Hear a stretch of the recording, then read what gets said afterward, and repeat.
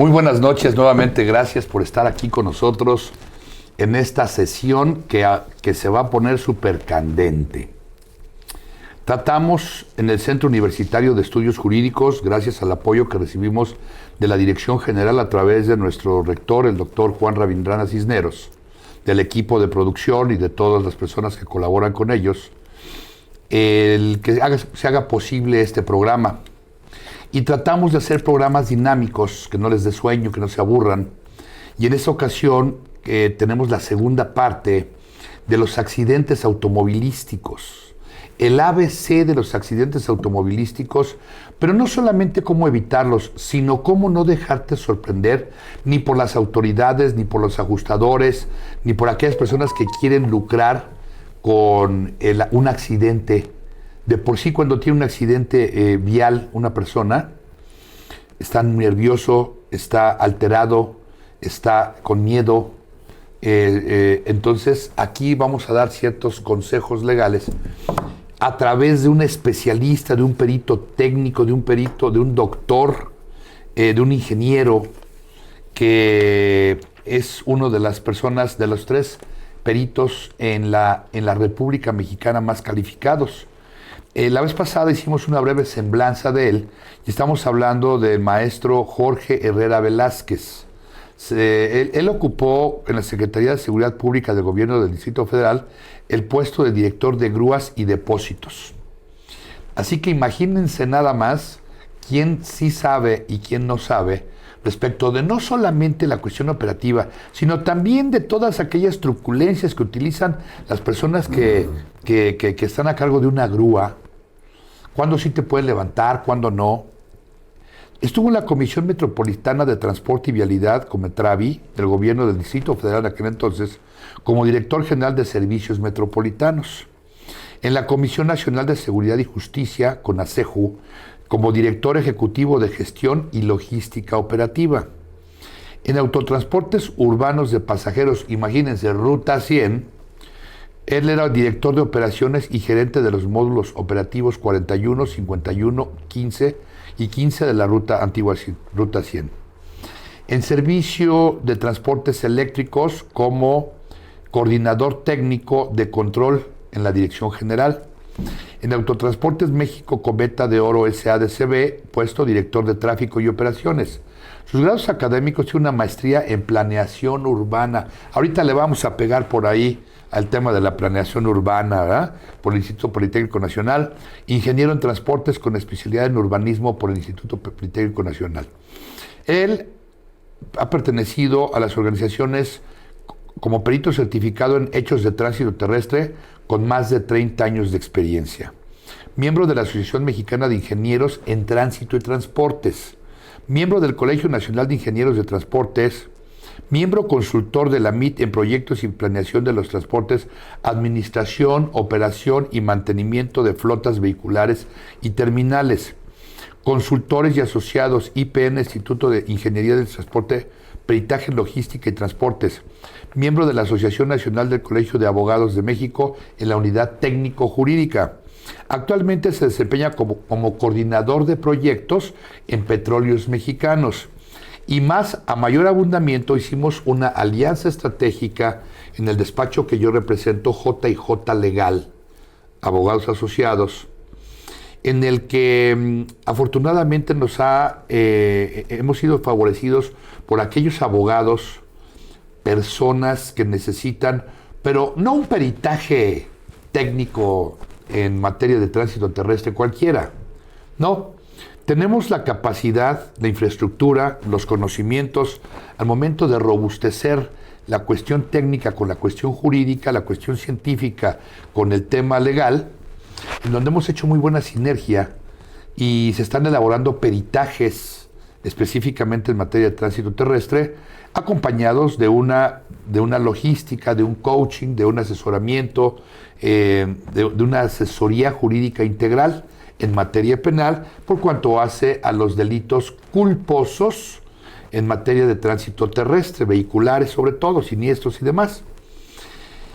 Bienvenido nuevamente, gracias por aceptar esta segunda parte del programa que se quedó muy bueno, que recibimos muchas llamadas y muchos comentarios de las personas que nos hicieron favor de vernos. Y yo siempre me gusta controvertir. No obstante, hemos hecho muy buena sinergia, mi querido Jorge. Hubo una disputa tremenda con la gente que nos hizo favor de participar, en el sentido de este accidente que pasó hace aproximadamente 3 semanas, en donde una señora atropella a un motociclista, pero no se para y se lo lleva arrastrando, dicen por ahí, más de 1,5 kilómetros. Sí, claro. Entonces aquí Jorge dijo que pues eventualmente la señora no podría tener la culpa o no, y ya discutiéndolo técnicamente, ya más a fondo, pues se prestan las polémicas, se presta a decir por qué sí o por qué no. Independientemente de que a lo largo del programa tendremos un video cuya discreción queda al público verlo o no, escenas fuertes, no son sangrientas, no se ve una cuestión burda, pero bueno, es un accidente automovilístico entre un camión y una motocicleta, así que no se nos vayan a ir porque se va a poner bueno. La palabra es tuya, mi querido maestro Jorge Herrera. Vamos a tocar el tema quedó muy débil el tema de las motocicletas, las bicicletas, claro, y los scooters que le llaman. Sí. Actualmente sufrimos de una imprudencia tremenda por parte de los motociclistas, claro, pero también por parte de las personas que tripulan un vehículo. Porque comentábamos la vez pasada que lamentablemente tú puedes obtener una licencia de manejar sin saber manejar. O sea, traes un proyectil, sí, traes una herramienta que puede ser mortal cuando no la sabes manejar.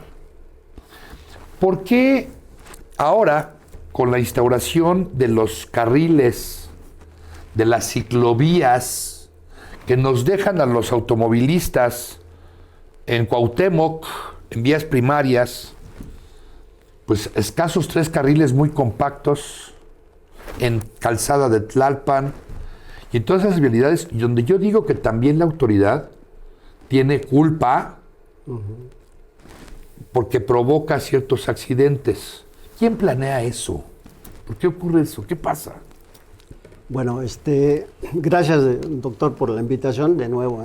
Siempre es controvertido, pues, esos temas, pero estas cosas, desde luego está diseñado toda la estética, la infraestructura vial por parte de las autoridades, pero te decía yo en la anterior ocasión que había que poner el contexto bien para saber exactamente dónde estamos parados nosotros.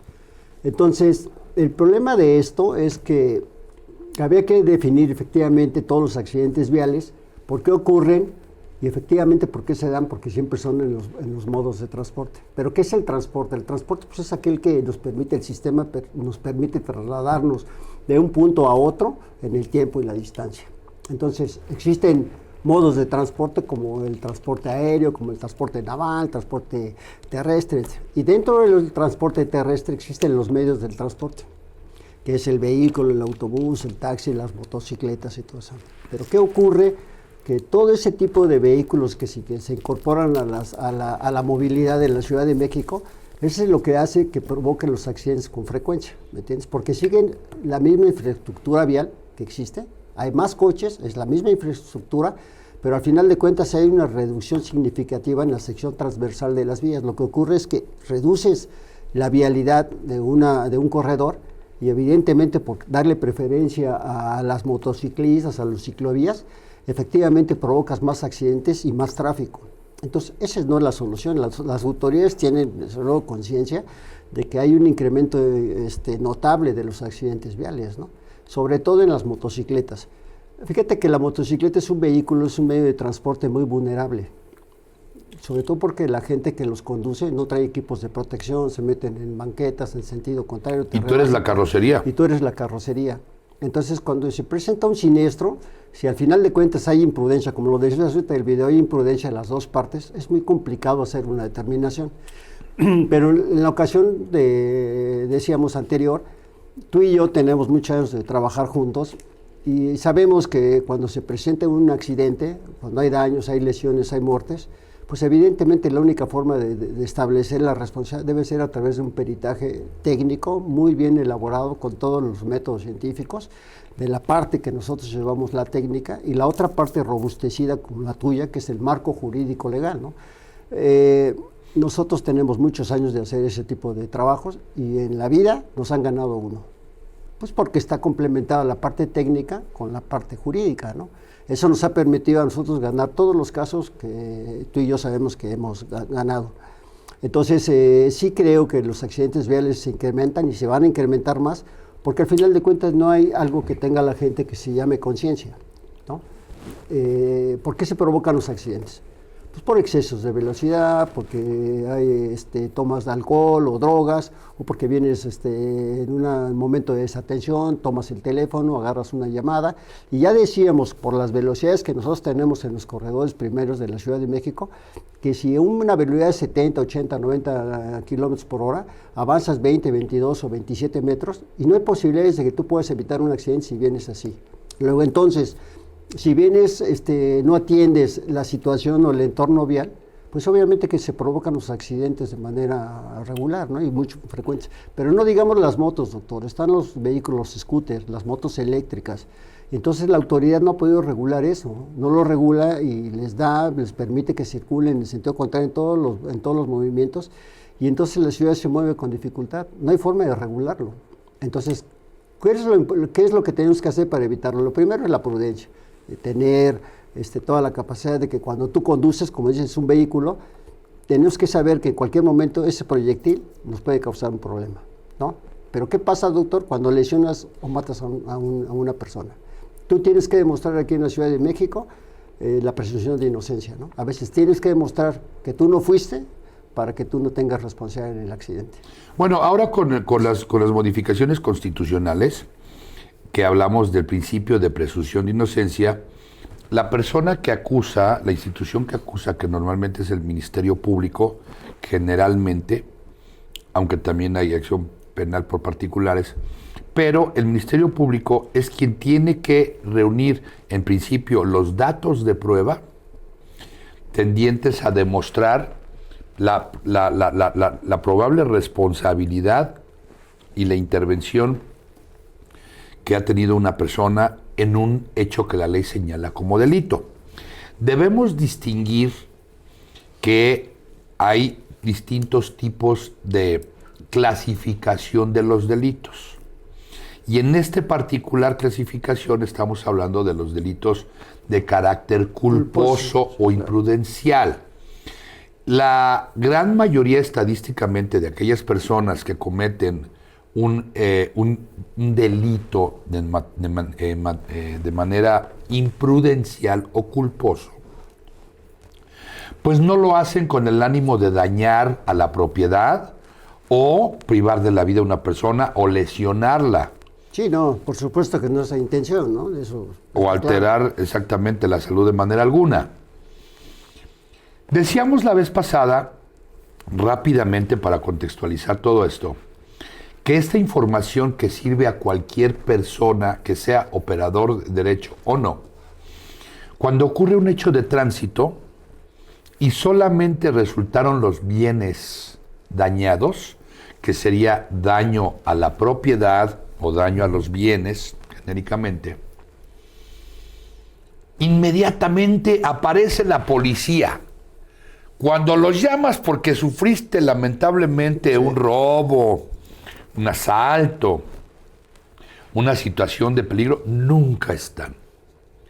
Pero basta y sobra con que choques con alguien o resulte lesionada una persona porque aparecen en 3 segundos. Pero acuérdate, nosotros comentábamos la anterior ocasión que efectivamente cuando ocurre un accidente y por alguna razón tendrías que ir al Ministerio Público, quienes se dedican a hacer preliminarmente el dictamen, lo decíamos, es a través de una consideración, una opinión, y no utilizan un método científico para determinar responsabilidad de ese accidente. Entonces, cuando se presenta el suceso, pues todo el mundo llega porque cree que hay carnita ahí. Eso sabes que ocurre.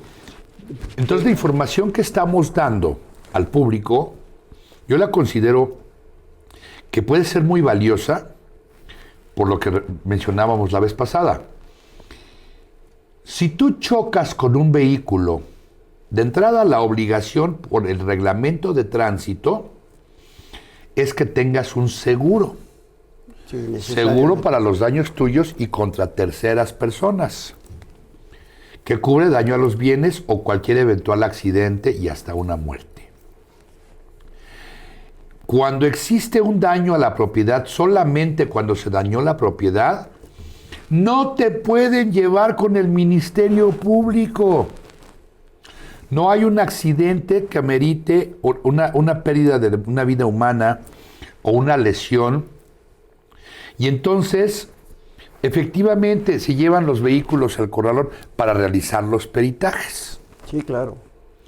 Pero inmediatamente la gente, aparte de lo asustada que está con ese incidente vial, llega la policía y te amedrenta. Y ahorita nos vamos a ir al Ministerio Público, no sé qué. Entonces, ¿qué es lo que tienen que hacer ustedes? Decir, pues es un daño a la propiedad. En este momento llamo al seguro, vienen los ajustadores, se ponen de acuerdo, y si no, pues cada quien se querellará en su momento por el delito de daño a la propiedad. Si no se ajustan, si no se ponen de acuerdo los ajustadores, bueno, pues ya cada quien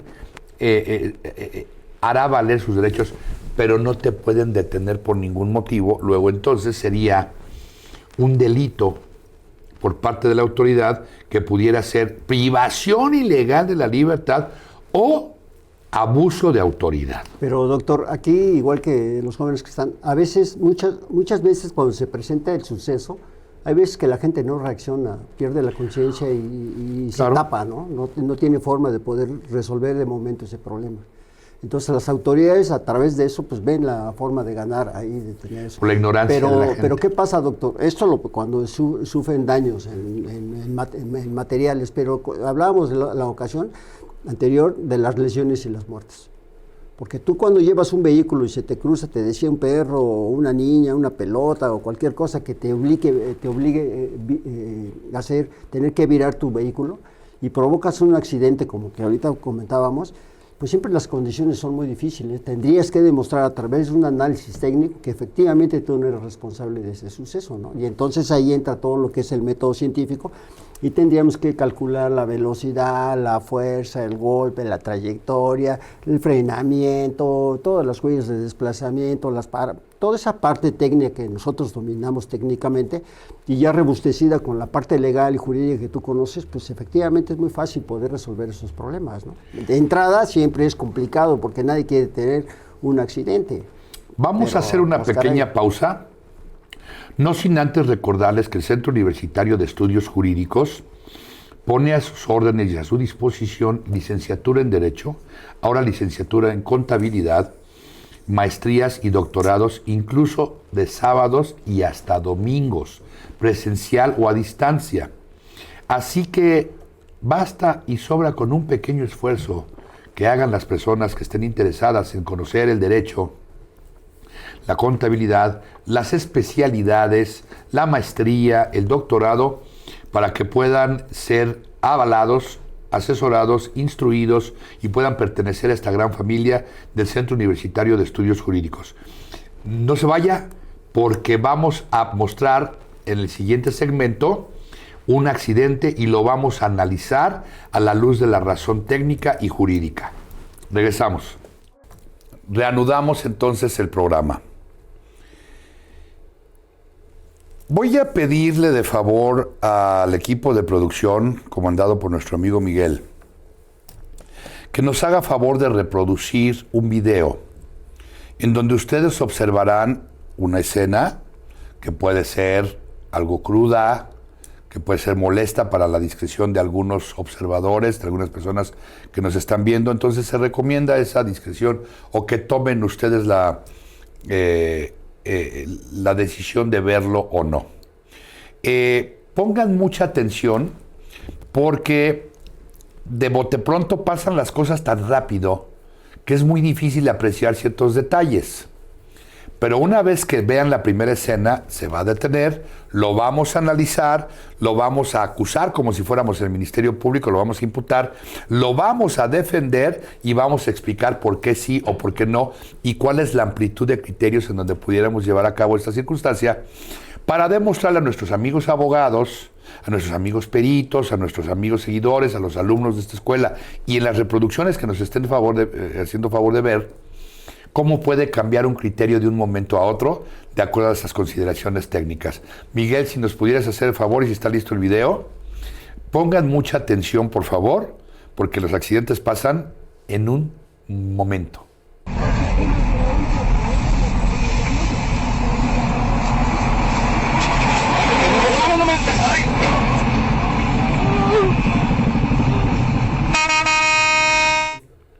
Muy bien. No sé si lograron apreciar, así rápido dicen, ¿qué pasó? ¿Qué pasó? Así son los accidentes. El sonido, bueno, pues realmente no importa en este momento. No sé si en la siguiente reproducción vaya a haber la posibilidad de ponerle sonido, pero ahí se aprecia un camión, se aprecia una motocicleta con 2 tripulantes.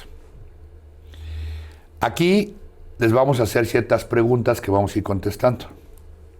¿Qué es lo que observaron? Así de bote pronto y a primera vista, ¿quién creen que tuvo la culpa? ¿El tripulante del camión o los de la motocicleta? ¿Por qué motivo? Ahora, si quieres volverlo a pasar, Miguel, por favor. No se pueden hacer zooms, ¿verdad? Nada más así se ve como tal cual. Venga. Nuevamente. Y de la guardia, no mames. Sí. La pierna del chavo, no mames. ¡La de la chava! Sí.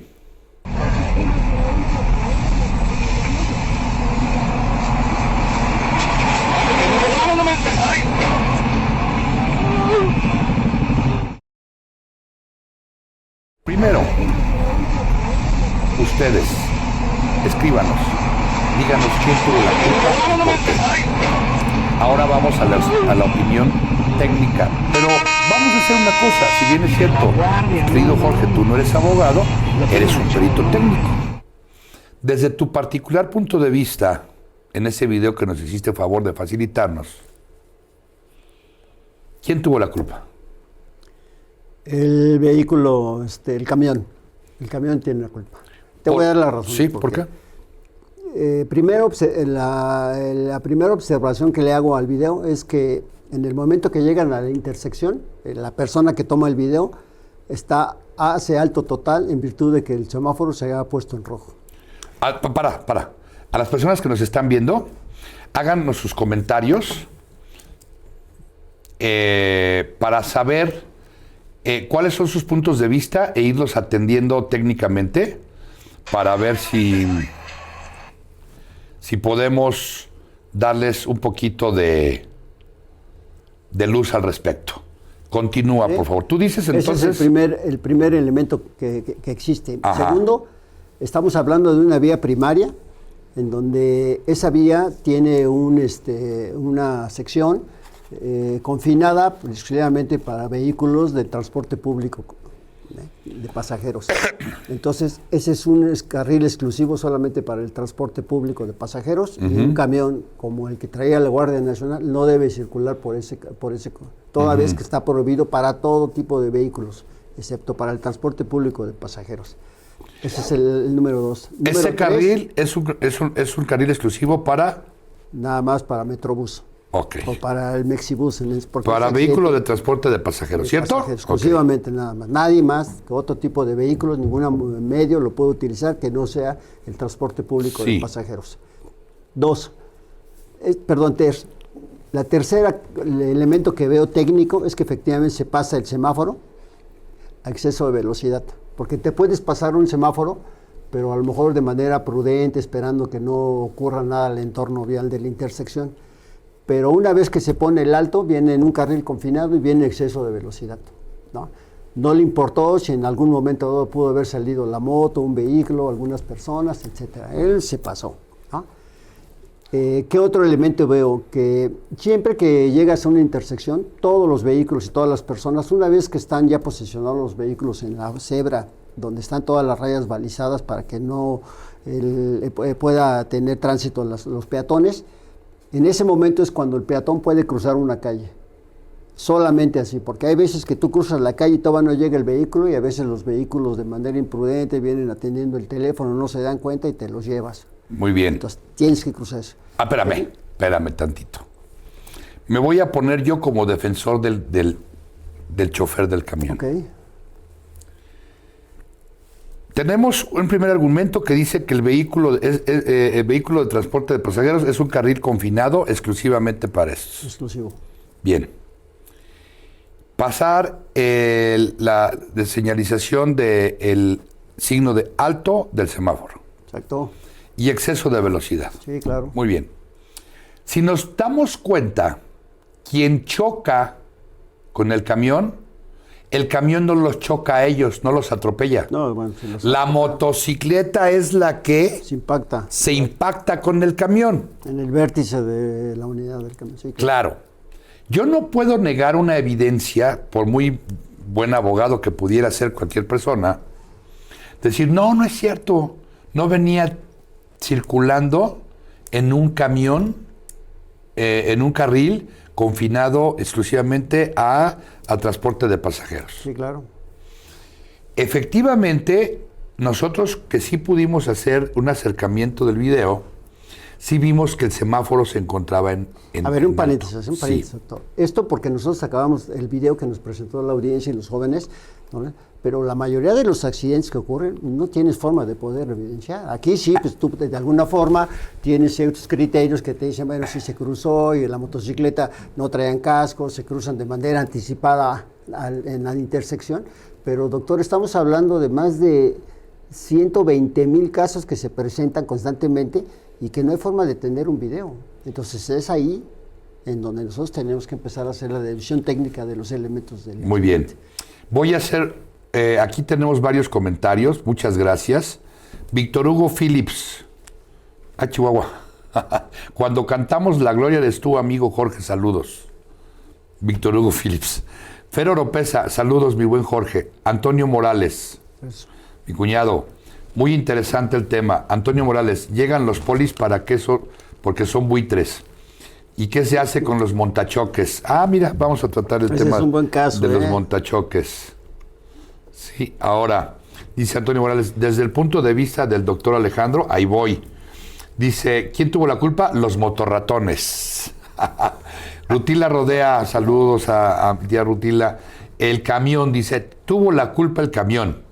Daniel Hernández dice, se supone que la guardia se pasó el semáforo. Efectivamente se pasó. Rod G. Mann, un saludo a mi amigo, al maestro Jorge Herrera. Antonio Morales, Diana Hernández, el camión. Muy bien.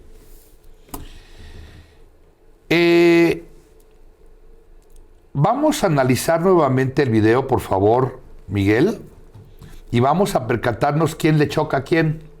Si es el camión quien los atropella o es los motociclistas quienes impactan al camión.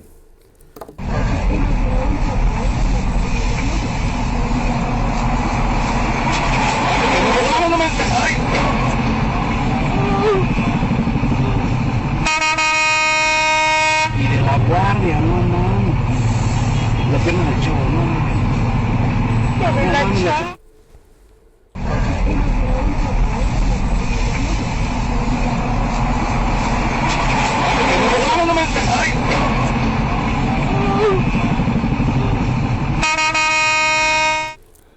Muy bien. Si se dan cuenta, ¿en qué parte se impacta la motocicleta con el camión? Doctor, Jorge. Mira, observo yo que efectivamente en el vértice de donde está el vehículo se impacta la motocicleta. Una deducción del elemento es que si efectivamente el camión lo hubiera golpeado en la parte frontal, lo manda 200 metros adelante, ¿no? El problema que aquí les provoca la muerte es porque la llanta, el eje trasero de la parte del camión, los arrolla y los aplasta, ¿no? Precisamente, ese elemento es muy importante para determinar que hubo un exceso de velocidad de parte de la motocicleta. Ajá. Porque curiosamente, si nos observan la gente que vio el video, curiosamente detrás de esta moto que ha sido arrollada, hay otro motociclista que inicia la marcha pero de manera prudente. Se detiene, ¿no? Claro. Entonces yo creo que la gente que sufrió el accidente, el motociclista y su acompañante, de entrada no trae el equipo de protección y luego de manera imprudente se le cruza, porque sí es cierto que efectivamente el camión pasa a exceso de velocidad, pero si tú fueras prudente y hubieras el entorno de la movilidad que se está dando entre los vehículos, pues oye, pues esperas que se pase eso. Pero como observo yo, al final de cuentas el motociclista que agarra, ni siquiera lo vio y de manera anticipada cruza la vialidad, la intersección. Entonces, bueno, aquí habría que ver, ya nos metemos en la parte científica, ver el golpe, la trayectoria, cuáles son los medios de frenamiento, el derrapamiento y todo lo que... Porque déjame decirte que una vez que nosotros, si lo sabes, porque analizamos en el momento del accidente, nos analizamos efectivamente cuál fue el golpe que recibió la motocicleta y de qué manera fueron impactados los ocupantes, ¿no? Porque para que podamos nosotros liberar a una persona en un momento dado, nosotros tenemos que comprobar ante la ley, científicamente, no solamente el accidente en video, sino tenemos que tener todos los elementos técnicos, ¿no? Dónde se pega, cómo ocurre, cómo es el exceso de velocidad del golpe, la trayectoria, lo que te decía, ¿no? Probablemente si la motocicleta no se lanza antes, pues probablemente ni siquiera la arrolla el camión, ¿no? Entonces, es muy complicado a priori hacer, pero por la experiencia que yo tengo, efectivamente el camión, para empezar, es el que tiene preliminarmente la culpa, ¿no? Muy bien. Por el exceso de velocidad y las situaciones. Ahora, perdón, doctor, yo te decía que en la anterior ocasión, por ejemplo, las motos, se ha incrementado casi el 50% de muertes en la Ciudad de México por motocicletas, scooter, vehículos eléctricos y todo, y no hay forma de poderlo regular. O sea, las autoridades no regulan eso. Y entonces decíamos, el artículo, por ejemplo, 21 de la fracción cuarta dice que las 21 fracción cuarta del reglamento de tránsito de la Ciudad de México. No pueden circular entre los carriles las motocicletas. Y todos los días aquí en la Ciudad de México ocurre, todos los días. También nos refiere que no se puede rebasar por la izquierda salvo que sea necesario. Y tú tienes que ir detrás de un carril, ocupando el espacio de un vehículo, y no hay forma que eso lo dice el reglamento, pero todos los que estamos manejando y eso, sabemos que esa situación en México no pasa por la cultura vial, ¿me entiendes? Ahora, ¿por qué? ¿Qué es lo que pasa? Pues si al final de cuentas no está ahí el equipo de seguridad, viene ese exceso de velocidad, hay motociclistas que tienen conductas temerarias, ¿no? De que meterse. Entonces, Alejandro, nosotros a veces cuando vienes circulando, ni siquiera tú tienes la intención de hacer daño, pero te provocan ellos el accidente. El 50% de muertes en estos últimos meses es increíble, ¿no? Y te decía, si tú circulas en hay 36 vialidades primarias en la Ciudad de México, 36. El viaducto, el periférico, todas las que tú quieras, esas son las primarias. Y sin embargo, hay vehículos que se incorporan a esas vialidades que no cumplen las especificaciones. El reglamento también establece que para que puedas circular sobre los medios de transporte como las motocicletas deben de ser arriba de 250 centímetros cúbicos, pero hay motocicletas chiquitas de 125, scooter, patines, todo. Entonces, ¿qué es lo que está pasando, doctor? Que la autoridad, sabiendo que eso ocurre, no hay forma de regular ni controlar, por más que exista el reglamento. Entonces, ¿qué es lo que tenemos que hacer para evitar ese tipo de sucesos? Pues no hay otra cosa, la prevención, ¿no? Conocer efectivamente el reglamento y lo que tú decías, nosotros en el momento que te subes a un vehículo, potencialmente tú tienes un proyectil ahí. Y sabemos también que no quieres tú provocar un accidente, pero los accidentes ocurren porque finalmente el movimiento es anárquico. No es un movimiento regulado, controlado. Todo el mundo se mueve como quiere. Y entonces, si reduces la capacidad transversal de una vía y haces que haya más vehículos en una vía, entonces los motociclistas y los scooters quieren pasar por eso y al final de cuentas se provoca más tráfico, hay una contaminación excesiva de la calidad del aire en la Ciudad de México y todos los accidentes que ocurren. Pero si el motociclista o quienes tienen ese tipo de vehículos no tienen sus equipos de protección, todos los días, lo sabes y lo sé, hay una gran cantidad de muertes y lesiones por eso precisamente, ¿no? Vamos a regresar a los elementos de análisis de defensa y a los datos de prueba con los que pudiera contar el Ministerio Público, porque a final de cuentas el Ministerio Público en la gran mayoría de las ocasiones es difícil obtener los videos, aunque hay cámaras de C4 y C5 y demás cuestiones. De un 100% de... Pero este video, doctor, en paréntesis, es que es tomado por un vehículo, al interior de un vehículo en la vía. Es a donde voy. ¿No? Del 100% de accidentes de tránsito, realmente los que se pueden captar con nitidez para poder determinar así de fácil, ojalá todo fuera así de fácil, ¿verdad? Sí, pues así no habría necesidad de hacerlos. Es correcto. No supera el 17% estadísticamente hablando de aquellas personas que cuentan con una evidencia de videograbación para poderla presentar como un dato de prueba. ¿Cuáles serían los datos de prueba? Que aquí, ahora, de la parte técnica, vamos a la parte jurídica. Cuando ya se realiza este evento, pasa esta situación, ¿qué procede? ¿Qué pasa? ¿Qué pasa con el chofer del vehículo que, vamos a suponer que no se contara con este vehículo y que nosotros lo estuviéramos describiendo? Dices, bueno, es que venía exceso de velocidad en el carril de confinamiento. Contra los motociclistas, el motociclista no traía equipo de protección. El motociclista es quien se impacta con el camión. El motociclista también acusa impericia, negligencia e imprudencia en ese sentido. Son todos los elementos propios. Y entonces, ¿qué pasa con el chofer? Bueno, pues todo mundo lo quiere linchar. Digo, no se ve ahí, bueno, pero estoy hablando en sentido figurado. Porque dice, tú lo mataste, ¿no? Y los familiares, tú lo mataste y me dejaste a mi papá, a mi mamá, o a mi familia, o a mi hermano, sin vida, ¿no? Y a sus hijos sin sustento. Bueno, esa catástrofe, al momento de ser analizada, dices, bueno, muy bien, el señor tuvo la culpa, el chofer.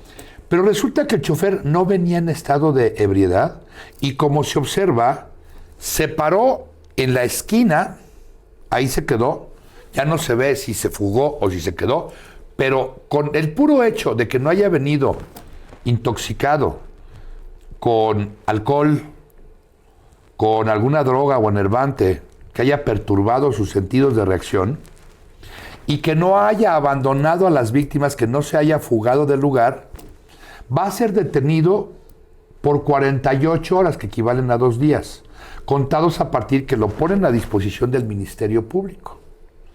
En esas 48 horas, ¿qué pasa? Pues se recaban las entrevistas del chofer, si hay testigos, de los testigos.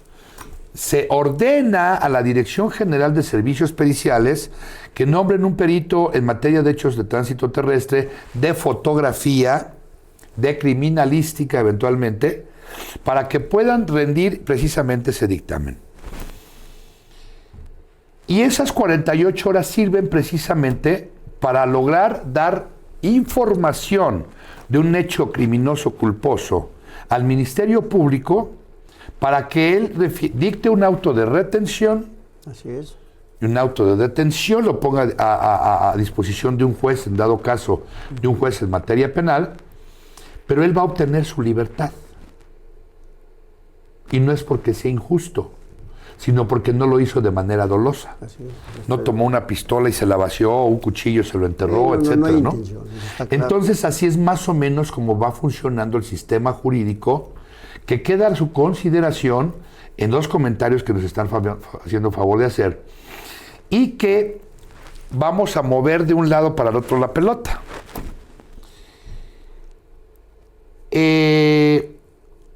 Al momento en que ya se recaban todas esas datos de prueba, sí, claro, toda esa evidencia, se pone en consideración del Ministerio Público. El Ministerio Público tiene la obligación de investigar. Y hecho lo anterior, se puede solicitar dentro de la investigación de esas 48 horas la libertad de la persona. Y el Ministerio Público podrá, dice la ley, determinar su situación jurídica, es decir, la libertad o la retención en esas 48 horas, para poderle citar ya ante el juez lo citará para una audiencia inicial. Pero ¿qué pasa si en la Dirección General de Servicios Periciales no se toman en cuenta determinados aspectos técnicos? Esa parte es a mí muy importante, doctor, porque nosotros hemos hecho muchos peritajes, ¿no? Y ya sabemos que una vez que llega el ministerio, y no porque están aquí los jóvenes y es necesario hablar con sensatez, ¿no? Esos peritajes están hechos a modo, doctor. Esos peritajes o preliminarmente están hechos porque a lo mejor hay una conveniencia por alguna de las partes que pudiera ser, ¿no? Este accidente, pues obviamente hay elementos de video que nos permiten más o menos tener una deducción de los elementos para poder hacer un análisis, ¿no? Pero decíamos, cuando no existe, cuando un elemento de un accidente se presenta en algún otro lugar y no hay forma de poderlo demostrar, es cuando llegamos nosotros. Ahora, el Ministerio Público tiene a sus peritos, etcétera, pero a veces ellos carecen de ciertos factores técnicos para poder hacer, porque la mayoría, y lo digo con todo respeto, no porque sean criminalistas, es que efectivamente deben ser un especialista en saber toda la parte física, ¿no? Toda la ley de Newton, de Tales de Mileto, de Pascal, todo esto que nosotros dominamos es muy importante para que nosotros digamos, ¿sabes qué? Técnicamente esta persona no fue. Y ya tendrías que, como lo sabemos, lo rebusteces con la parte jurídica, con todos los elementos legales que ustedes conocen, y pues no hay forma de poderlo hacer. A mí me inquieta mucho porque todos los peritajes que he hecho muchísimos durante muchos años, siempre me he encontrado en el Ministerio Público que esos peritajes o dictámenes preliminares están hechos a modo, ¿no? Y cuando una persona que sufre un accidente pero no tiene dinero y la otra dice, oye, sabes que yo necesito salir y sabes que te paso una lana, y entonces el Ministerio Público dice, ¿sabes qué? Pues entonces la culpable eres tú. Y espérame, pues yo qué, ¿no? Y no, pues tú tienes que pagar y te avientan todo. Pero ahorita vamos a explicar por qué. Sí, tenemos que ir a una pausa, lamentablemente, pero no se vayan, por favor, porque viene un contexto, todavía no concluimos, pero van a ver y les vamos a dar ciertos tips para que ustedes puedan tener mayor información al respecto. Regresamos. Muchas gracias por esperarnos y por su paciencia. A veces las cuestiones de carácter técnico no las podemos prever, pero bueno, ya estamos aquí de regreso. Aprovecho para saludar y agradecer que nos escriben, dice Diana Hernández, el camión, luego dice Miguel Geo, saludos al ingeniero Jorge Herrera, Jav Mitz, dice, es un verdadero placer escuchar al ingeniero Jorge Herrera. Es un gran experto en hechos de tránsito. He tenido la oportunidad de verlo en juzgados. Atentamente, licenciado Javier Martínez. Muchas gracias, Javier. Antonio Morales, se debería de regular la cantidad de placas para motocicletas. Eso, no, bueno, Mauricio Sanabria, saludos. Antonio Morales Vázquez, los motopilotos deben manejar a la defensiva siempre por lo vulnerables que se encuentran en el camino. Jesús E. Reyes, hola Ale. Hola Jesús, gracias por escribirnos. Muy bien, estábamos entonces hablando, antes de este corte, de qué es lo que pasa con las personas que tienen un accidente. Bueno, pues a las 48 horas, si no solicita el abogado, no se pone abusado, y lo remiten a un reclusorio, cuando hay muertes, cuando hay lesiones graves, se realiza una audiencia inicial o una audiencia de control, en donde se verifican dos cosas. Si la detención de la persona fue legal, y la otra, si existen datos suficientes para suponer su probable participación y la responsabilidad de la persona que se encuentra sujeta a investigación y posteriormente a la imputación. En esa audiencia inicial, el Ministerio Público le hace una imputación. ¿Cómo le hace la imputación? Pues con todos esos datos de prueba que recabaron. ¿Qué datos de prueba? Pues los elementos técnicos como los peritajes, las entrevistas de los testigos, si hicieron videos o no, etcétera. Los dictámenes de materia de tránsito terrestre, de criminalística, de estado del vehículo, del peritaje en tránsito terrestre, etcétera, para que el juez pueda normar su criterio para ver quién tuvo la culpa o no. En este caso es muy sencillo, todos podemos decir, pues sí, el camión tuvo la culpa, pero decíamos que la gran mayoría de los accidentes no cuentan con video. Sí, bueno. Sí, no. Y entonces ahí es donde se puede de alguna manera establecer una excelente defensa. Pero dime, por favor, te cedo la palabra, estábamos platicando ahorita en el descanso respecto de los dictámenes que nos has hecho favor de elaborar, de la sinergia que hemos tenido. ¿Tú querías mencionar algo al respecto, Jorge? Sí, mira, gracias, doctor. Bueno, yo al final de cuentas tengo toda la vida haciendo este tipo de tareas. Profesionalmente tengo más de 30 años dedicándome a hacer esto, y de todos los peritajes que he llevado, que son muchísimos, no he perdido uno solo, porque efectivamente todo el marco científico en donde los peritajes están ahí establecidos, bien, efectivamente todas las pruebas que determinan que los clientes que nosotros los hemos podido liberar. Entonces yo invitaría aquí a los alumnos y a la gente en general, que si llegan a tener ustedes algún tipo de un tipo de problemas o un accidente vial en donde se pueden provocar lesiones, daños, muertes, nosotros, o por lo menos yo, los invito a que ese tipo de situaciones se les llegue a presentar, pues recurran con nosotros, ¿no? Yo efectivamente en la parte técnica y la parte jurídica que el doctor lleva, y estoy seguro que no hay forma de que se puedan perder un caso. De hecho, no lo hemos hecho en todo el tiempo, la verdad, no lo hemos hecho. Y entonces, pues es una materia muy interesante, ¿no? Que seguramente le puede convenir a la gente, pero no por nosotros, porque la expertise la tenemos, ¿no? Y te lo digo sin el ánimo de exacerbar la situación, pero la expertise que tienes en la parte legal, en la parte técnica es muy importante. Sobre todo porque la mayoría de los peritos, hay muy pocos que son ingenieros y que tienen la especialidad que yo tengo, ¿no? Entonces, no solamente conozco de las condiciones de la ingeniería de tránsito y del transporte, ¿no? Sino que conozco todo lo del derecho al transporte, infraestructura, condiciones viales y todo lo que tiene que ver con toda la movilidad. Esa parte técnica es muy importante para determinarlo, ¿no?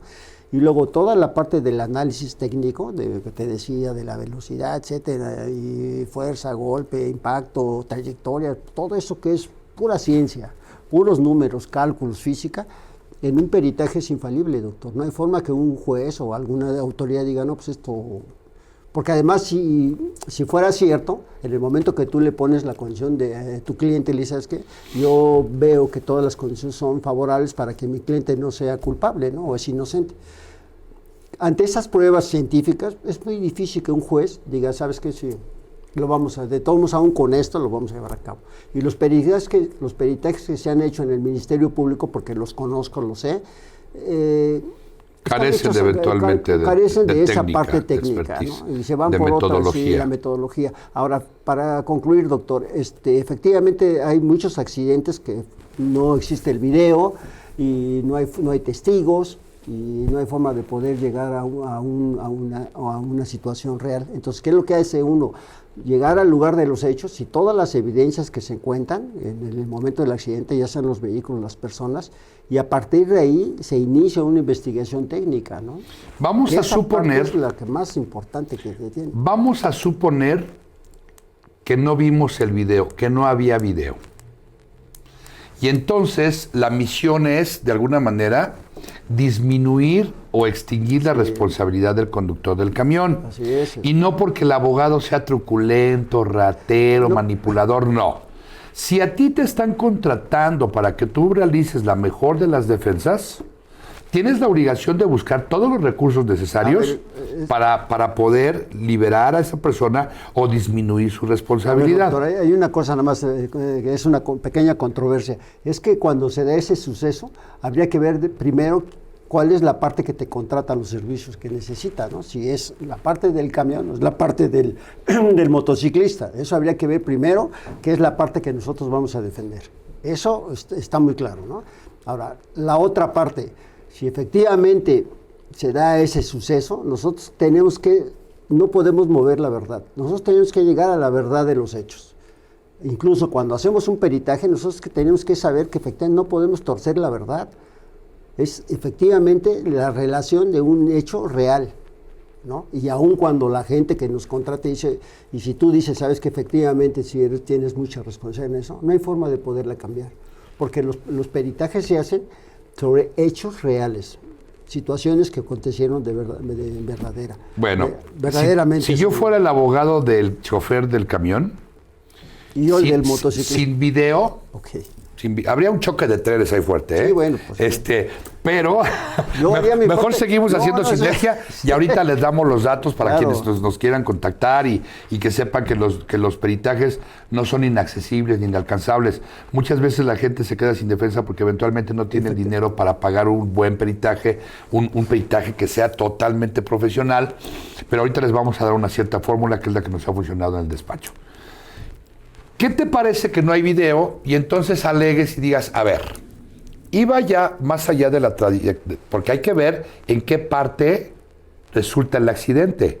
Si es iniciando el cruce, a mediados del arroyo, o ya en otro, ya cuando estaba pasando. Y de acuerdo a las circunstancias como ocurrieron, pues resulta que la motocicleta es la que se impacta en el camión que ya había pasado. Digamos que no hay video. Puede o no haber testimonios. Pero las cosas pasan tan rápido que eventualmente la psicología del testimonio no es precisamente la veraz. Hay testigos que te pueden decir blanco y testigos que se pueden decir negro. Y los dos presenciaron eventualmente, efectivamente, el suceso. Y entonces tú dices que hiciste una maniobra para evitar cuando tú viste que se iba a atravesar, hiciste una maniobra para evitar el golpe, y entonces ellos fueron los que se te impactaron y ya tú te detuviste en la esquina. A ver, espérame, te voy a decir una cosa. La parte física dice, y lo digo con todo respeto, efectivamente, suponiendo que no hay un video y no hay forma de poder mostrar más que las evidencias que existen ahí, en el accidente. Cuando hay una trayectoria de un vehículo X y le impacta al vehículo, la fuerza de la parábola que tiene es lo que efectivamente provoca que el camión les pase encima a las gentes. Eso habla del exceso de velocidad del camión, pero porque nosotros lo podemos ver en el video, pero ya haciendo el análisis técnico, la decisión del elemento, pues cuando tú sacas ya todos los testimonios, dices, pues obviamente, cuando hay un golpe, efectivamente a exceso de velocidad tiende la parábola a meterse en la parte interior del golpe. ¿Entiendes? Eso es lo que provoca, porque en realidad el golpe no es tan fuerte, porque efectivamente, doctor, la moto sí se impacta en el vértice del vehículo. Ajá. Pero la trayectoria de la parábola del golpe es lo que lo obliga a meterse al interior del vehículo en la parte del eje trasero y lo arrolla. Claro. Entonces, técnicamente, pues yo ya saco físicamente cómo estuvo el movimiento, el golpe y esto, y entonces decimos, bueno, pues efectivamente la motocicleta se le incrusta, pero el exceso de velocidad del camión obliga a que se meta. O sea que si no hubiera venido exceso de velocidad, aun cuando viene el camión y se impacta la motocicleta, no hubiera habido esa parábola, entonces no los pisa. No, claro que no. El golpe es tan fuerte que lo obliga a meterse, es la parábola que hace. Eso es lo que hace, porque realmente lo que le provoca la muerte no es el golpe, doctor, sino el aplastamiento. Es el aplastamiento. Sí, claro. ¿No? Entonces, y claro, partiendo de la base de que se paras al camión el semáforo, porque te puedes pasar el semáforo. Digo, no que sea una práctica común o lo que sea, pero te puedes pasar un semáforo, pues sabes, te pasas con precaución, ¿no? Pero si te pasas un semáforo a exceso de velocidad, pues no. Entonces es muy importante eso, porque a veces no hay defensa para eso. Entonces yo les invité a los alumnos y en general a la gente que recurran con nosotros, ¿no? La verdad es que ese tipo de cosas... Ahorita vamos a dar los datos.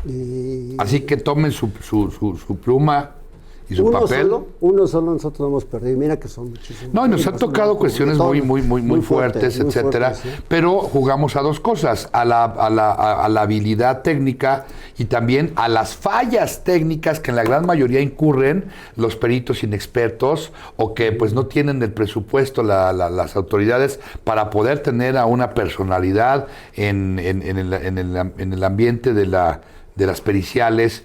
Que incluso hemos hecho dictámenes orales, ¿no? No, sí, claro. Donde pues te cuestionan y se han toda roto, la parte se han controvertido técnica. Y se han demostrado las fallas técnicas en que incurre la otra parte. Por supuesto. Antes de dar nuestros datos, quisiéramos agradecer a ambos. Gracias. A Jesús Reyes, hola, Luz Elena Rodea. Muchas gracias por estar siempre apoyando y estar opinando al respecto. Emma Mart, mucho éxito, ingeniero Jorge. Bisgut está viendo el video. Tía, te quiero mucho. Muchas gracias. Dice Bisgut, me gustaría saber si el accidente es ocasionado, si hay accidentes ocasionados por los baches de la ciudad, ¿quién tiene la culpa? Ese es un temazo. Y nos vamos a extender un poquito, porque nos faltaba ese tema. Es la responsabilidad del Estado. Sí, por supuesto. Sí, esa es responsabilidad de... Se han fijado que las ciclovías nos han reducido y que ya de repente vamos pegados con el otro vehículo y que nuestro margen de maniobra, si es que se atraviesa alguien, aunque no vaya a un exceso de velocidad, un niño, un perro, un objeto, o precisamente un bache. Es que mira, hace muchos años... Un hoyancón, nada más para terminar la idea, perdóname, un hoyancón en donde caes y o lo esquivas o lo caes o te caes y te rompes la suspensión, la llanta, el amortiguador y lo demás. ¿Quién tiene la culpa? Tiene la culpa el Estado.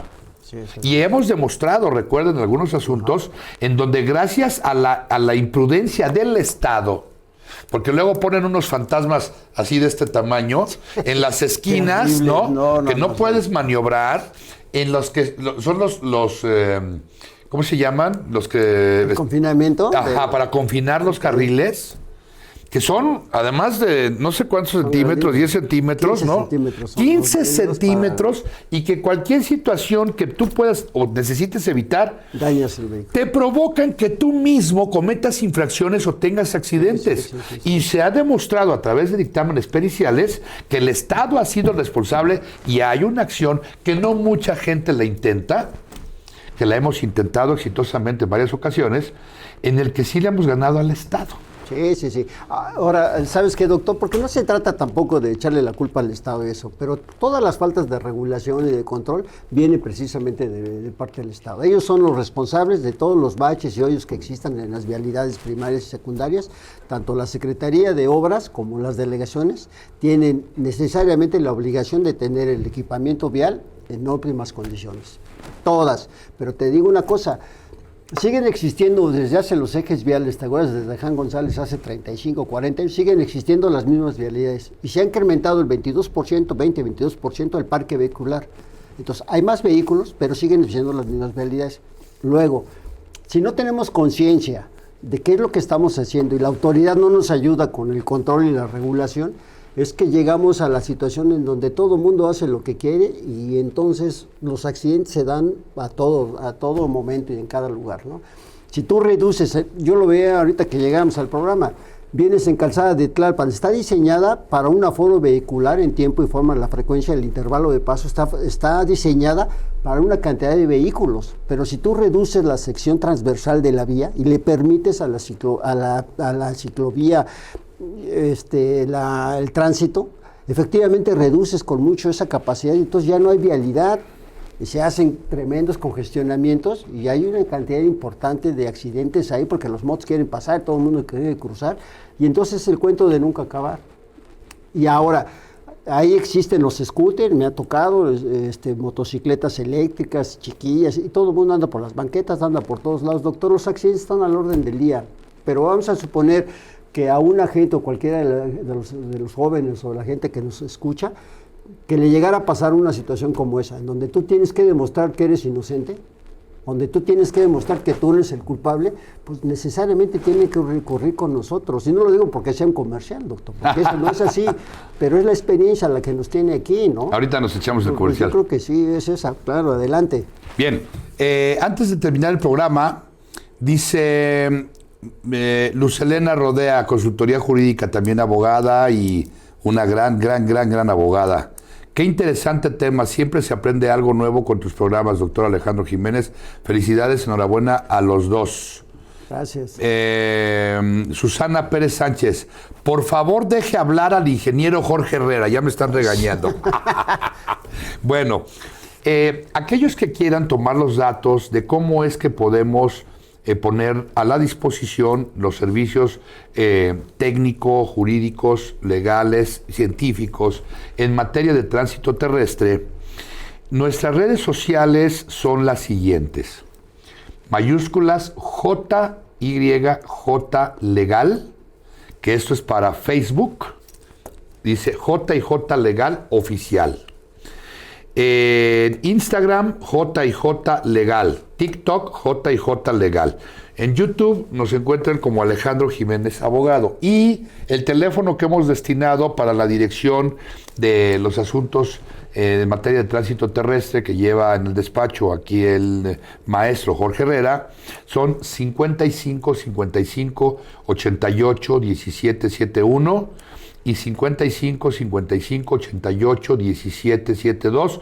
Ojalá en algún momento dado podamos servirles a aquellas personas operadores del derecho, abogados evidentemente, o aquellas personas que sepan de alguien que haya sufrido un accidente y que necesite asesoría técnica de alto estándar y especializada en materia penal. Pues muchas gracias, se nos fue otra vez el tiempo. Son las 8:10. 4,000 cosas que se quedaron pendientes, doctor, pero ya armaremos otro programa y ya lo analizaremos en algún momento. Enormemente. Muchas gracias. Recuerden que el Centro Universitario de Estudios Jurídicos tiene a su disposición maestrías, licenciatura, maestría y doctorado.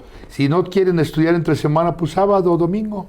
Así que nos esperamos el próximo miércoles en punto de las 7 de la noche. Muchas gracias y hasta la próxima.